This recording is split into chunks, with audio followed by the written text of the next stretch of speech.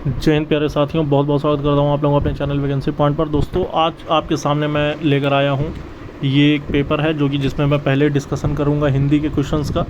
दोस्तों वीडियो के अंत तक बने रहिएगा, चैनल को ज़रूर से ज़रूर सब्सक्राइब कर लें। सीटेट हो या फिर कोई भी ऐसा एग्ज़ाम जिसमें हिंदी पूछी जाती है, और ख़ासकर कि अभी फ़िलहाल मैं सीटेट और सीटेट के कंटेंट और पेडागोजी पे क्वेश्चन लेकर आया हूँ जो कि बेहद ज़्यादा इम्पॉर्टेंट है। और एक सबसे ख़ास बात ये कि इसकी जो पीडीएफ होगी वो भी मैं आपको टेलीग्राम पे शेयर करता रहता हूँ, और साथ ही साथ जितने भी मैंने previous year question paper discuss किया है वो भी मैंने टेलीग्राम पे शेयर कर दिया है। टेलीग्राम का लिंक मैं आपको डिस्क्रिप्शन में दे दूँगा, वहाँ से आप मेरा टेलीग्राम ज्वाइन कर सकते हैं। और जितने भी मैंने क्वेश्चंस कराए हैं और आज ये जो वीडियो में डिस्कस करने वाला हूँ, अगर आप पूरा देखते हैं, अंत तक बने रहते हैं, तो मैं गारंटी लेता हूँ कि आप 30 में 25 प्लस कर पाएंगे। और 5 सब्जेक्ट हैं आपके पास, अगर आप देखें तो 120 प्लस क्वेश्चन आप सही करके आते हैं, जो कि आपका एक अच्छा स्कोर माना जाएगा। फिलहाल आज का पहला क्वेश्चन देखेंगे, चंदायन के रचयिता कौन है। आप क्वेश्चन देखें और उसके बाद आप खुद ही समझ जाएंगे कि कितने ज़्यादा इम्पॉर्टेंट ये क्लास है। तो चंदायन जो है ये आपको बता दें तो 1380 ईस्वी की एक कृति है, और इस ईस्वी में किसने इसको रचित किया, रचयिता इसके कौन थे। तो जो चंदायन था इसका मुल्ला दाऊद द्वारा ये रचित एक काव्य था, यानी डी ऑप्शन बिल्कुल सही हो जाएगा। आगे बढ़ेंगे और देखेंगे दूसरा क्वेश्चन, द्विवेदी युग।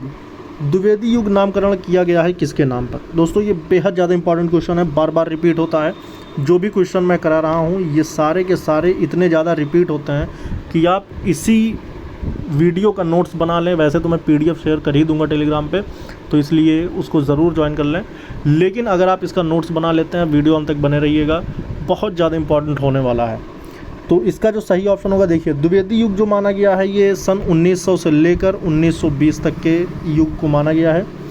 और इसका जो नामकरण किया गया था तो वो हिंदी साहित्य के श्रेष्ठ विचारक रहे थे, दिशा निर्देशक भी, और एक सर्जक के रूप में माना गया था किसको, पंडित महावीर प्रसाद द्विवेदी को। ठीक है, तो महावीर प्रसाद द्विवेदी यानी सी ऑप्शन बिल्कुल सही हो जाएगा। ठीक है, आगे बढ़ेंगे, तीसरा क्वेश्चन देखेंगे, छायावादी प्रकृति की रचना सबसे पहले दिखाई पड़ी किसकी कविता या कृति या किसी भी चीज़ में, कि छायावादी प्रकृति की रचना सबसे पहले किस में दिखाई पड़ी। सुमित्रा नंदन पंत की कविता में, मुकुटधर पांडे की रचनाओं में, सूर्यकांत त्रिपाठी निराला में, या फिर श्रीधर पाठक में।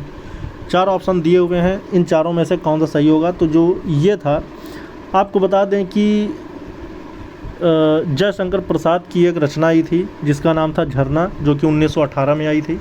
लेकिन दोस्तों इसमें झरना का जिक्र नहीं हुआ है। इसके बाद दूसरा आता है उच्छ्वास, जो कि सुमित्रा नंदन पंत की थी और जो कि 1920 में आई थी। तो इसमें जो जिक्र हुआ है ये सुमित्रा नंदन पंत का हुआ है, तो इसलिए इसका ए ऑप्शन बिल्कुल सही हो जाएगा। लेकिन जयशंकर प्रसाद की थी जो कि सबसे पहली थी, जो कि 1918 में ही आई थी, लेकिन वो ऑप्शन में नहीं है, इसलिए हम ए ऑप्शन को टिक करेंगे। ठीक है, आगे बढ़ेंगे। एक दूसरे से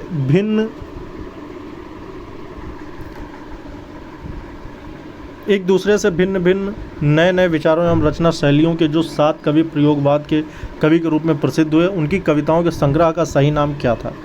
तो एक दूसरे से भिन्न नए नए विचारों एवं रचना शैलियों के जो 7 कवि प्रयोगवाद के कवि के रूप में प्रसिद्ध हुए थे, उनकी कविताओं का जो संग्रह था वो तार सप्तक था, यानी डी ऑप्शन पे सही ऑप्शन जाएगा। 34 का जो सही ऑप्शन होगा ये डी पे जाएगा। और आपको बता दें कि जो तार सप्तक का जो प्रकाशन किया गया था अज्ञेय के संपादकत्व में सन 1943 में किया गया था। ठीक है, इसके जो संपादक थे वो कौन थे, अज्ञेय थे। और इसमें जो 7 कवि थे उसकी जो रचनाएं सम्मिलित हैं उनके नाम थे नेमी चंद्र जैन, गजानन माधव, मुक्तिबोध, भारत भूषण अग्रवाल, प्रभाकर माचवे, गिरजा कुमार माथुर, रामविलास शर्मा और सच्चिदानंद हीरानंद वात्स्यायन अज्ञेय। ठीक है, आगे बढ़ेंगे और अगला क्वेश्चन देखेंगे, अपने अपने पिंजरे आत्मकथा किसकी है।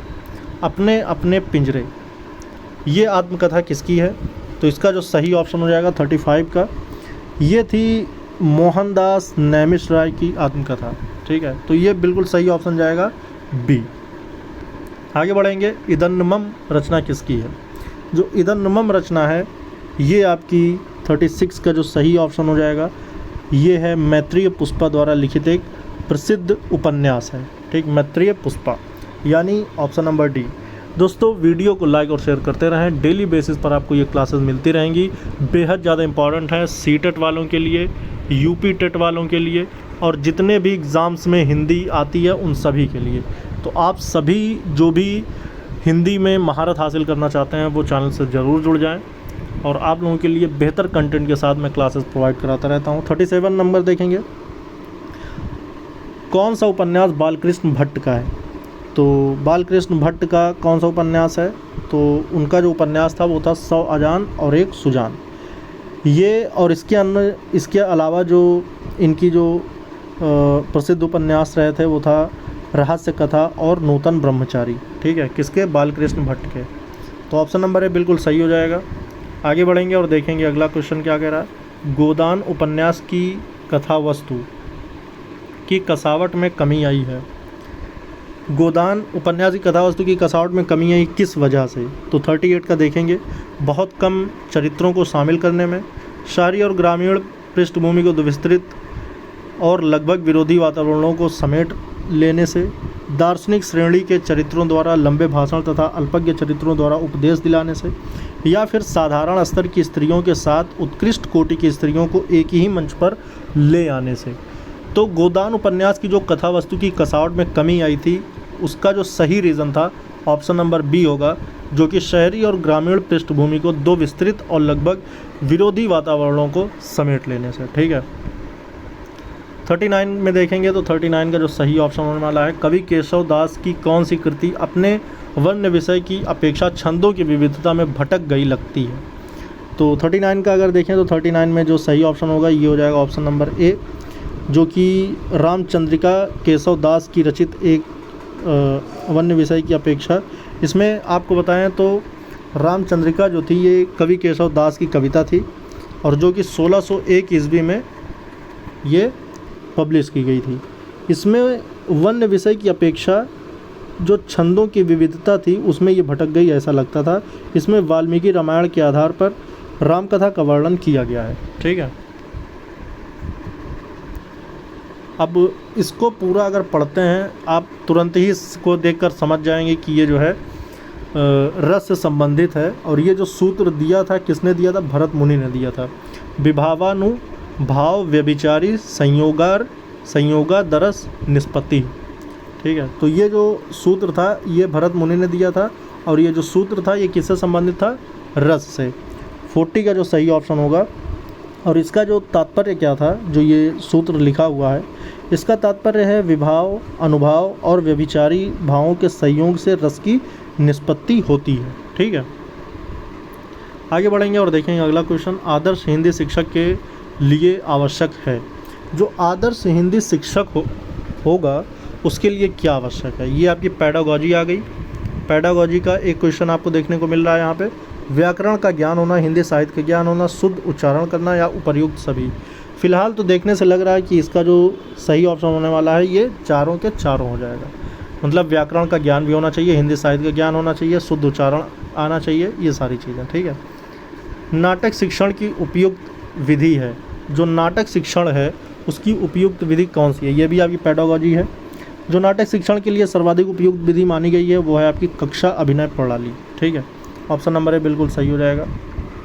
आगे बढ़ेंगे और देखेंगे 43 क्वेश्चन नंबर। तो इसमें क्या कह रहा है कि लोक मंगल की भावना का सर्वश्रेष्ठ कवि इनमें से कौन है? लोक मंगल की भावना का जो सर्वश्रेष्ठ कवि माना गया है वो इनमें से कौन है? कौन कौन?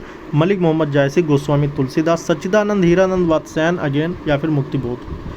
तो लोक मंगल की भावना का सर्वश्रेष्ठ कवि है 43 का जो सही ऑप्शन होगा ये हो जाएगा आपका गोस्वामी तुलसीदास जी को माना जाता है, यानी ऑप्शन नंबर बी बिल्कुल सही हो जाएगा। निम्नलिखित में दंत वर्ण कौन कौन से हैं या कौन सा है? दोस्तों दंत से पहले हम आपको पूरा कॉन्सेप्ट क्लियर करा दें कि कौन कौन से वर्ण होते हैं। ठीक है, आइए चलिए देखते हैं। सबसे पहले आता है कंठ। ठीक है, फिर आता है कंठ के बाद आता है तालव्य। कंठ है, तालव्य है, मूर्धा है, दंत है, अंतहस्थ है, उसके बाद मिश्र। तो कंठ में आते हैं का वर्ग। ठीक है, फिर आता है तालव्य में चा वर्ग, मूर्धा में आता है टा वर्ग, दंत में आता है ता वर्ग अंतस्थ में आता है यारा लावा। तो यहाँ पे फ़िलहाल पूछ रहा है आपसे दंत वर्ण, तो दंत वर्ण में कौन सा आता है? ता वर्ग। ता वर्ग में कौन कौन से? ता था दाधा वाले। तो दंत में सिर्फ सी वाला ऑप्शन बिल्कुल सही हो जाएगा। निम्नलिखित में तत्सम शब्द आपको बताने हैं। 45 का जो सही ऑप्शन होगा, 45 में आपका जो तत्सम शब्द होगा, इसमें से देखिए ऊँट तत्सम नहीं है, काठ भी तत्सम नहीं है, डी में काम भी तत्सम नहीं है, लेकिन दुग्ध जो है ये आपका तत्सम है। तो तत्सम शब्द वो होते हैं जो शब्द हिंदी में संस्कृत भाषा से आए हैं और ज्यों के त्यों प्रयुक्त हो रहे हैं, वे तत्सम शब्द कहलाते हैं। तो जो दुग्ध होगा ये आपका एक प्रकार से तत्सम शब्द है। आगे बढ़ेंगे और देखेंगे हिंदी शब्दकोश में पहले आने वाला शब्द कौन सा है। इन चारों में सबसे पहले कौन आएगा? वक्त आएगा कि वरक आएगा कि वक्र आएगा या फिर वर्ग आएगा? तो 46 में अगर देखें तो सबसे पहले आने वाला जो शब्द है वो है वक्त। ठीक है, सबसे पहले वक्त आएगा, उसके बाद आपका वक्र आएगा, उसके बाद आपका वरक आएगा और सबसे लास्ट में आएगा वर्ग। ठीक है, आगे बढ़ेंगे। मोक्ष की इच्छा करने वाला के लिए एक वाक्य बताना है आपका, एक सेंटेंस एक शब्द बताना है, वर्ड बताना है। तो 47 में मोक्ष की इच्छा करने वाला जो है उसको मुमुक्षु कहते हैं, यानी ऑप्शन नंबर सी बिल्कुल सही हो जाएगा। ठीक है, आगे बढ़ेंगे और आगे देखते हैं क्या पूछ रहा है कि हिंदी शब्दकोश में अन किस वर्ण से पहले आता है। तो अन जो है, अगर आप हिंदी में जो स्वर हैं, छोटा आ, बड़ा आ, छोटी ई, बड़ी ई, छोटा ऊ, बड़ा ऊ, फिर री आता है, फिर ए, ओ, औ, और फिर आता है अन और आह। तो अन से पहले क्या रहा है? औ। तो इसमें औ अगर दिया है तो बिल्कुल सही ऑप्शन हो जाएगा 48 का ए। अन किस वर्ण से पहले आता है? लेकिन देखिए अब यहाँ पर आपको समझना होगा कि अन से पहले जो है वो औ आता है, लेकिन अन खुद किस वर्ण से पहले आता है? तो अन के बाद क्या आता है? आह। तो ये जो है आह से पहले आता है। ठीक है, तो यहाँ पर जो सही ऑप्शन होगा वो सी होगा, ना कि ए। तो क्योंकि अन से पहले तो औ है, लेकिन जो इसमें क्वेश्चन में पूछा है, इसमें पूछा है अन किस वर्ण से पहले आता है, तो आ से पहले अन आता है। ठीक है, आगे बढ़ेंगे। उपकार को ना मानने वाला वाक्यांश के लिए सही शब्द बताना है। तो 49 का जो सही ऑप्शन होगा, उपकार को ना मानने वाला कृतज्ञ कहलाता है। ठीक है, ऑप्शन नंबर ए बिल्कुल सही हो जाएगा। 49 देखेंगे, 49 में कह रहा है कि उपकार को ना मानने वाला वाक्यांश, ये तो कृतज्ञ हो जाएगा। 50 देखेंगे, ताजमहल का अद्भुत नमूना, मतलब किस चीज़ का ये एक अद्भुत नमूना है ताजमहल? शिल्प कला का, मूर्ति कला का, चित्रकला का या स्थापत्य कला का? तो जो ताजमहल है ये आपका स्थापत्य कला का एक अद्भुत नमूना है, क्योंकि ये कुशल कारीगरी का सर्वोत्तम उदाहरण है, यानी ऑप्शन नंबर डी बिल्कुल सही हो जाएगा। आगे बढ़ेंगे। पहले ही डर दिया, व्यक्ति को किंकर्तव्य मूढ़ बना देता है, तो क्या है वो? दोस्तों ये चीज़ दुविधा है, दुविधा व्यक्ति को किंकर्तव्य विमूढ़ बना देती है। ठीक है, लेखक शब्द के अंत में कौन सा प्रत्यय लगा है? लेखक में प्रत्यय अगर आप देखें तो इसका पहले आपको विच्छेद करना पड़ेगा। लेखक शब्द का निर्माण जो है लेख धातु से हुआ है, जो कि इसका मूल शब्द लेख है। इसमें अक प्रत्यय लगाकर इसका निर्माण किया गया है। ठीक है, तो अक प्रत्यय जो होगा, यानी डी ऑप्शन बिल्कुल सही हो जाएगा 52 का, अक प्रत्यय लगाकर इसको बनाया गया है। निम्न में से कौन सा पाठ्यपुस्तक का गुण नहीं है? सुउद्देश्यता, उपयुक्तता, अशुद्धता या फिर क्रमबद्धता? तो इसका जो सही ऑप्शन होगा 53 का ही हो जाएगा, अशुद्धता। डी सी ऑप्शन बिल्कुल सही हो जाएगा। अन्य से अनन्य किसकी रचना है? अन्य से अनन्य 54 का देखें तो ये जो अन्य से अनन्य ये रचना है, ये पब्लिश की गई थी 1980 ईस्वी में, और 1980 ईस्वी में इसको जो मतलब लिखा था वो लेखिका प्रभा खेतान जी की थी ये। ठीक है, यानी डी ऑप्शन बिल्कुल सही हो जाएगा। और ये इनकी आत्मकथा थी, जिसमें उन्होंने अपने ही जीवन के अनछुए पहलुओं का वर्णन किया था, खुद ही अपनी जीवनी लिख दी थी प्रभा खेतान जी ने।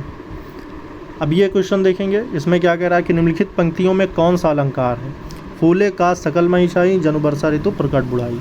दोस्तों ये बहुत ही ज़्यादा बार क्वेश्चन आया हुआ है और बहुत ही प्रचलित ये जो है अलंकार भी है, मतलब ये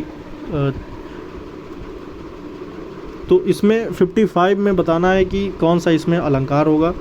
तो इन पंक्तियों में जो सही ऑप्शन जाने वाला है, क्योंकि इसमें देखिए जनु आया है, तो आपको मैंने पहले भी बताया पहले क्लासेस में कि जनु मनु मानो जानो ये सभी जिसमें आते हैं वो उत्प्रेक्षा अलंकार के उदाहरण हो जाते हैं, यानी बी ऑप्शन बिल्कुल सही हो जाएगा। आगे बढ़ेंगे और दोस्तों आप लोग वीडियो लाइक और शेयर करते रहिएगा। अमी हलाहल मद भरे सेत श्याम रत्नार जियत मरत झुकी झुकी परत जे ही चितवत एक बार। किस कवि द्वारा लिखी काव्य पंक्तियाँ हैं? तो ये आपको बताना है 56 में कि ये जो पंक्तियाँ हैं ये किसकी हैं। तो ये कवि रसलीन द्वारा रचित, एक रसलीन रीतिकाल के कवि हैं और उन्हीं द्वारा ये जो है पंक्तियाँ रचित थीं। ठीक है, रसलीन जो है, यानी सी ऑप्शन बिल्कुल सही हो जाएगा। आवारा मसीहा जीवनी में किसका जीवन चरित्र है?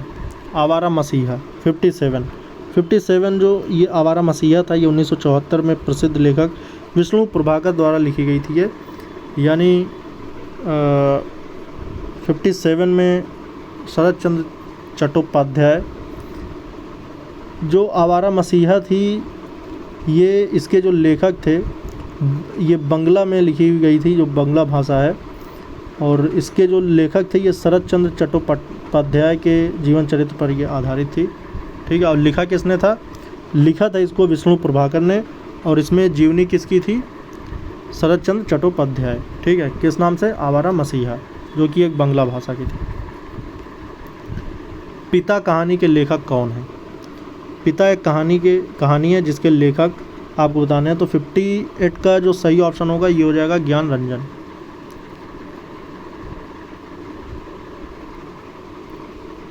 हिंदी नए चाल में ढली, ये कथन जो है ये किसके थे?